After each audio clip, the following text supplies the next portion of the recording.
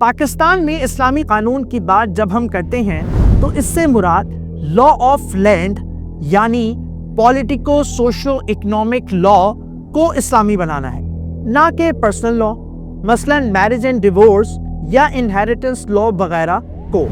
جہاں تک personal laws کا تعلق ہے تو پاکستان میں بسنے والی ہر مائنورٹی پر اس کا اپنا قانون ہی لاگو ہوگا۔ ہندوؤں کے لیے ان کا پرسنل لا اور عیسائیوں کے لیے ان کا اپنا۔ بلکہ یہ بات تو اسلام نے ہی دنیا کو سکھائی ہے کہ جہاں ایک سے زیادہ مذاہب کے لوگ آباد ہوں وہاں پرسنل لا کو لا آف لینڈ سے الگ ہونا چاہیے۔ لہٰذا یہ رسک تو سرے سے ہے ہی نہیں کہ کسی مائنورٹی کے پرسنل میٹرز میں اسلامی قانون مسلط کیا جائے گا۔ لیکن مائنورٹیز کی خاطر ہم کسی ایسے لا آف لینڈ کو اپنے ہاتھوں کیسے جاری کر سکتے ہیں جس کو ملک کی اکثریت حق ہی نہیں سمجھتی؟ اور یہ کہاں سے لاجیکل ہے کہ جس ملک میں مختلف مذاہب کے ماننے والے آباد ہوں وہاں ضرور ملکی سطح پر سب کے سب لا مذہب یعنی سیکولر ہی ہو کر رہیں؟ کیا حق اور انصاف کی روح سے لا آف لینڈ وہی نہیں ہونا چاہیے جو ملک کی اکثریت کے نزدیک صحیح ہو؟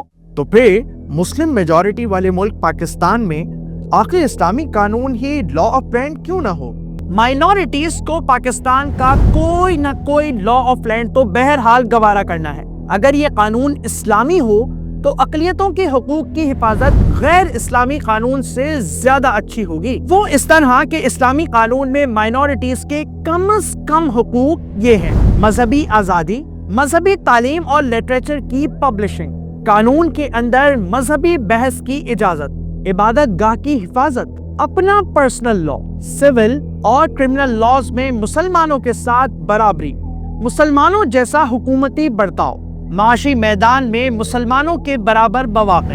یہ کم از کم حقوق پہلے سے طے شدہ اور فکسڈ ہیں، اور چونکہ یہ حقوق قرآن اور سنت نے فکس کیے ہیں اس لیے اسلامی حکومت انہیں ختم نہیں کر سکتی۔